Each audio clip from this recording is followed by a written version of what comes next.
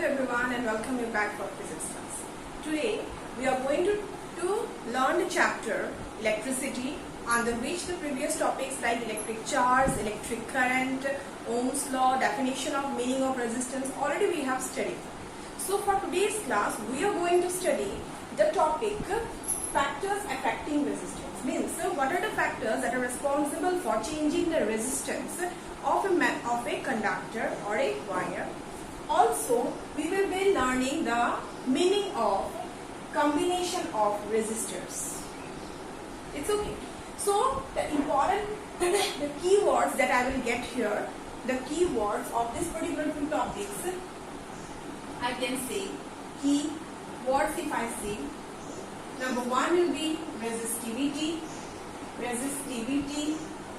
and the next one will be series combination, and another one will be parallel combination. So these are the keywords for today's class. So let us start with the factors affecting resistance. So when we talk about the resistance, it means the resistance is what? It is a property of a substance which will oppose the flow of current. Means if the resistance is high, the conductivity will be less, and if the resistance is less, the conductivity will be high. Okay. So if I am saying some materials have more conductivity, I can say that the materials are changed or not. So the main thing that it depends upon the nature of the material. Suppose I have taken the example of plastic. If I have taken copper wire, instead I have taken aluminium wire. So what we will observe that if it is a copper wire, the conductivity is different, the amount of conduction is different. If I have taken an aluminium wire, conduction is different. If I take the wood, then also conduction is different. That means what? Depending upon the material, what will happen? The resistance will change. So number one factor, if I am writing A, it will be nature of material. What is that? This is nature of material of the conductor. So this is my first point. Second point. Now if we change the temperature, of the environment where I have kept it. Suppose I say this is a conductor, I kept it at 20 degrees C, its resistance will be different.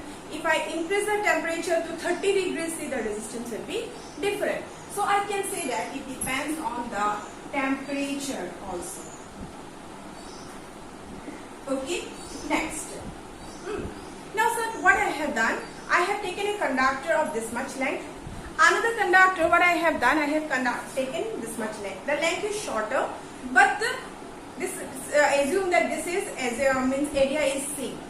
So if the length are different also, we can say that the resistance is different. So it depends upon length of conductor. And lastly, number D, it depends on area of cross section. There is a MC.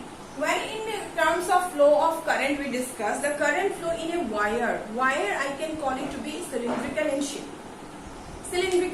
Because this one, if I consider it to be more longer, and I can consider it to be a cylinder, means a what? Wire. And that wire, it comes in which form? Cylinder form or not? Because it has an area here, it has a curved surface area as well as a cross-sectional area. So we have studied in the lower classes that area, if it is a cylinder, the curved surface area is also there. Then this circular cross-sectional area is there. Here area means the cross-sectional area factors, not the curved surface area. Okay. So I have concluded that the factors that affect the resistance are nature, temperature, length and area. So these are the four factors. Now if we write this in mathematics, means if I want to write it mathematically, then what I have to write? I have to write R proportional to length. Means there is an activity which I will explain afterwards. If the length of the wire I have taken different, what we will observe? We will observe that resistance is different. It also depends on the area, but inversely, means R inversely proportional to area. Means if the area is more, resistance will be less. And as As a result, what will happen? My current will be more. Means if I have taken one is this one conductor, another one is this conductor. This is a little bit thinner, this is thicker. So if I talk about the area of cross section of both, which one have more? This one have more cross sectional area and this one has less cross sectional area. So less cross sectional area means high resistance, more cross sectional area means less resistance.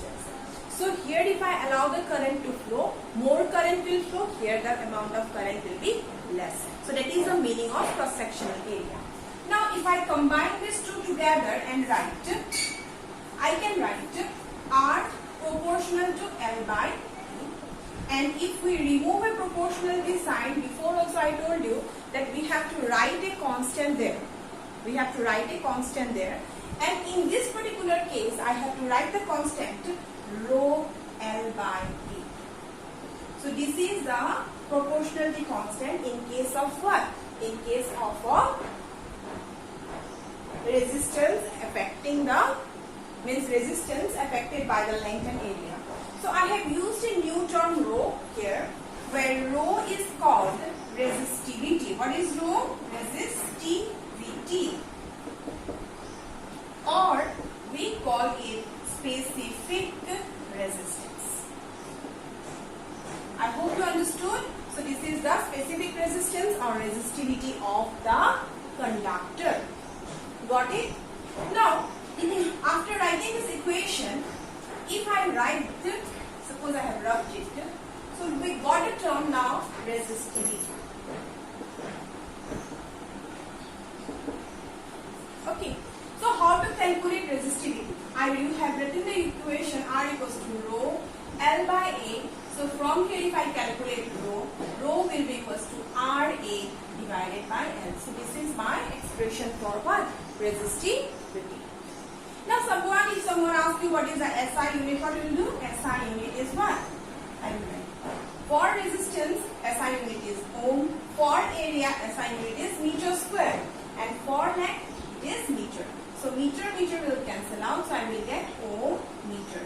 So what is the SI unit of resistivity? It is ohm meter. Oh, okay. Now, if instead of this, I asked you or anyone asked you, define resistivity. So how will you define it now? I have taught you in previous defining the ampere and all. It is very easy. See, if I consider L to be equals to 1, A to be equals to 1, then what will happen to my rho? Then my rho will be equals to R. Yes? Rho is nothing but it is a resistance only. But remember, resistance of a conductor, but the length must be what? Unity. Unity means 1 and area also must be unity. If the area is more than that, then I cannot call it to be the resistance is equal to resistivity. Resistance is equal to resistivity if, what is the condition? If what I can say, if length is also unity means 1 and the area is also 1, then rho will be equals to R. So how can I define now? Resistivity is numerically equal to resistance of a conductor whose length is unity and the area of cross section is also unity. So that is the definition of what? Resistivity. So we came to know about the resistivity term. Got it? See here, when I have defined resistivity, I said it is equal to resistance when the length is 1, area is 1. Means length and area I have fixed it. So resistivity is independent of length and area. Understood? Independent means it will not depend on length and area. In other words, in simple language, some books means resistivity rho is, I say that independent or not depends on, just now I said length and area of cross section. Okay. Someone, if you want to write instead of length and area, I can also write it doesn't depend or it do not depend on dimensions. Dimensions means length, breadth, height, all this will come under dimensions. Height, if I say length, breadth, height, then I can consider area also, because length to breadth will be there. Then I can consider volume also. All these are dimensions. Okay. Then move on to if it doesn't depend on this, then on what factor it depends? So I will write it depends on temperature and number 2, nature of material. Okay, it depends on these two factors, that is nature and the temperature of the material. So these are the things that I have to teach you from the topic resistivity. So let us little bit learn this with the help of an example. So let me give you an example. Suppose I say that I have two, what I can say, wires or conductors. Suppose this is one conductor and I assume area to be A. Let us assume this conductor to be my P conductor. Okay, done? P. Then let us assume the length to be L. It's okay? Hope it is clear? Then let me write little bit this side also. And another conductor is there, this one.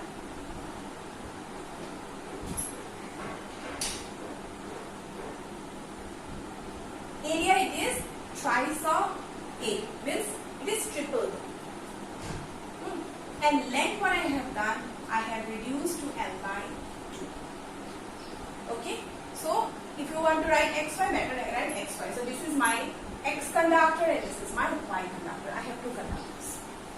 Now suppose I give you an exam, write down the ratio of resistance of the two conductors. Also I gave you also the resistivity of the two conductors. So tell me what will be the resistance of X. If I write Rx as a resistance, it is also made up of copper. It is also made up of copper. Means both are made up of copper. I am not saying that it is made up of one is copper, another is aluminum. Both are same. So Rx will be, since it is made up of the same material, I will write rho. It is copper, so let us write copper. What is the length here? It is L by 2. What is the area? Thrice of. So from here I can write rho copper into L by 6. Instead of writing like this, can I write 1 by 6? Rho copper L by 8. Is it okay? So this is my Rx. Move on to Ry. What will happen? Rho will be there since it is made up of copper. So rho copper again it will come. Here what is the length? L. What is the area? It's okay. So what we got? Rx equals to this one, Ry equals to this one. So if I ask you what is Rx by Ry, what you will do? I will write 1 by 6 rho copper L by A. It will be other one rho copper L by A. So this one entire will cancel out. So I can write 1 by 6. That is, this 1:6. This is how you have to calculate the ratio. But see, if I have written for Rx and Ry, but I have written rho copper, same. So what is the ratio of the resistivity? It will be 1:1, means there will be no change. Okay, so this is the thing that I have to teach you today. Done. So I will send you some question based on it. Try to do that questions. Already one I have solved with similar type of question I will be giving. Then another topic I said I will just give the introduction to you is a combination of resistors. Combination means what? When I combine something. So combination of resistors is there. I will just give a brief introduction of the topic, combination of resistors. I will teach you only the basic part. Series combination one is. And another topic is parallel combination. I am writing parallel, but other one I am writing com only. I have done combination. Series means what? One after the other. Let me tell you. Suppose this is a resistor. This is